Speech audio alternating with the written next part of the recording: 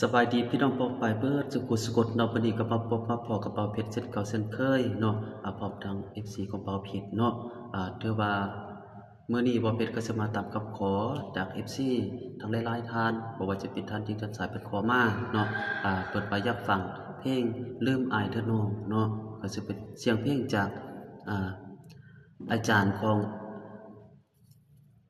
วันนาน้อยเนาะ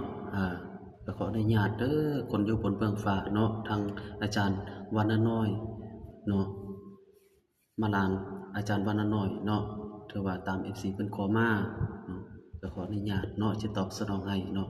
คันว่าทาง FC ของเบาเพชรหรือพี่น้องปองปายอยู่ไกลหรือไกลได้ฟังแล้วอย่าสุลืมกดไลค์กดแชร์เบาเพชรเด้อผิดพลาดประการใดขอรอภัยเนาะ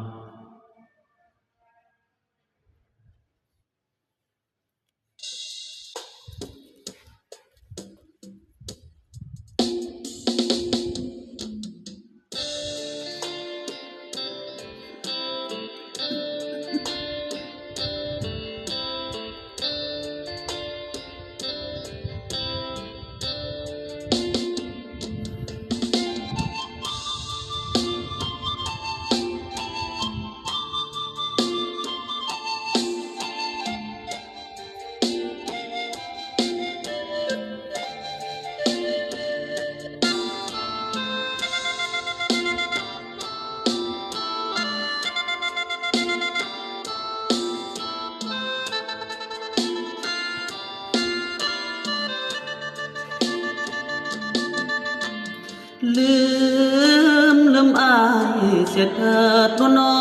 งอายนี่จนเงินทองขอให้น้องจงลืมอายไป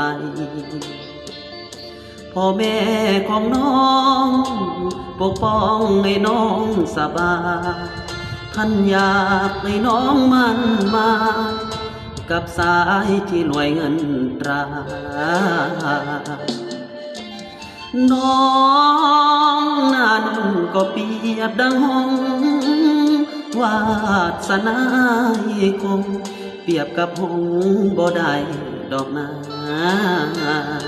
เพราะว่าตัวอายเปรียบใดก็เป็นเส้นกาแต่แล้วก็ต้องหวนมาน้ำตานองหน้าเพราะว่าผิดหวังโอ้ละน้ออยากจะขอให้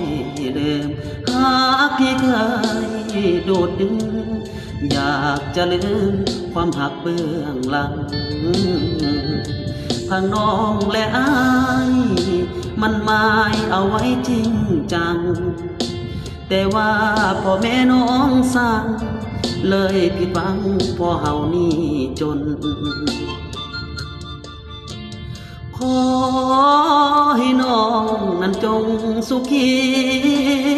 แต่งกับคนนั่งนี้สุขีเถิดน้องหน้ามนอย่ามาหา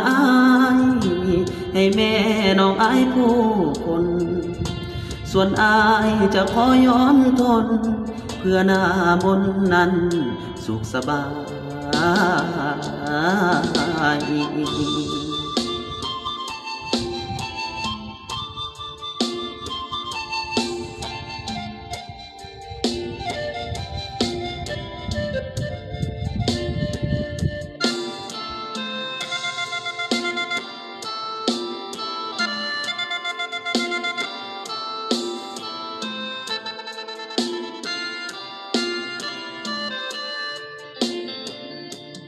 โอ้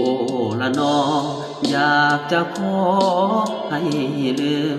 หากที่เคยดูดดึงอยากจะลืมความหักเบื้องหลัง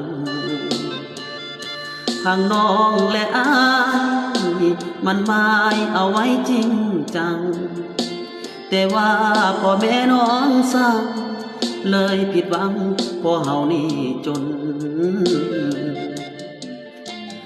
ขอให้น้องนั้นจงสุขีแต่งกับคนหังดีสุขีเถิดน้องหน้ามน อย่ามาหา ให้แม่น้องอายผู้คนส่วนอายจะขอยอมทนเพื่อหน้ามนต์นั้นสุขสบาย